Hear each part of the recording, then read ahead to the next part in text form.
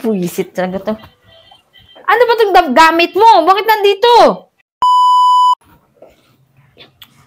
Oras na, wala pa rin itong batang to eh. Hindi maglang makapag-chat kung nasaan na. Ayos talaga. Agi na lang ganyan. Oh, patsayin ka lang. Hindi ka man lang nakapag-chat sa akin kung nasaan ka na. Friday na yun eh. Friday na yun, May. Oo nga, Friday, alam ko. Eh, alas 12 ang labas mo ah. Bakit alas 4 na wala ngayon ka lang umuwi?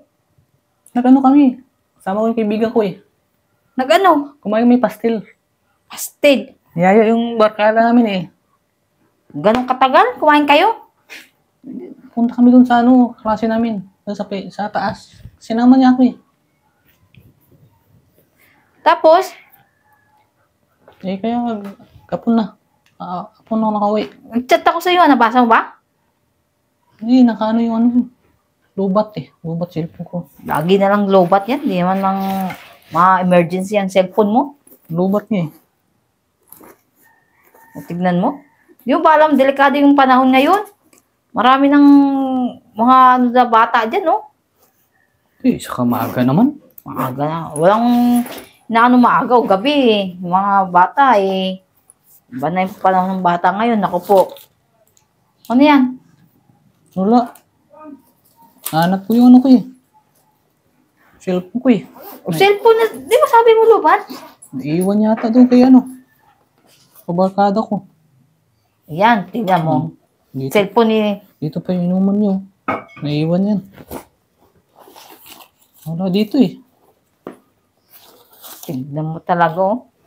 Hanapin mo yun. Hindi mo kasi nilalagay sa bulsa mo eh. Saan mo nilalagay eh? Dito lang yung nilagay ko eh. Wala. Ako nang gigigil talaga ako sa'yo, oh. Wala mo eh. Wala dito. Nawala. Naiiwan pala. Kailan nawala yan? Naiiwan. Saan naiwan?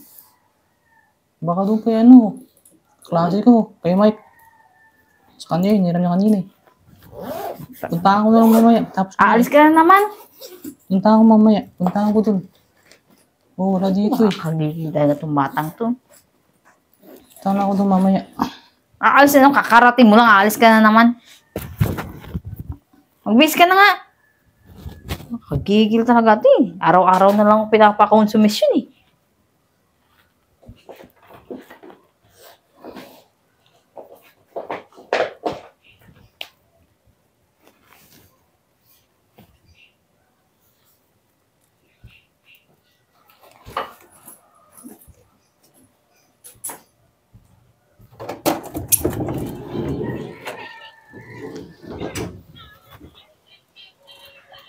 Buisit talaga to. Ano ba itong gamit mo? Bakit nandito? Parang talaga, oh.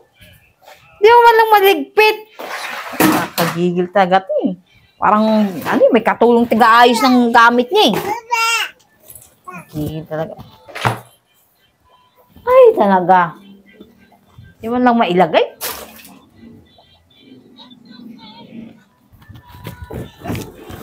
Ito yung gamit mo dun. Di mo lang maayos. Kala mo may katulong ang tagaligpit eh.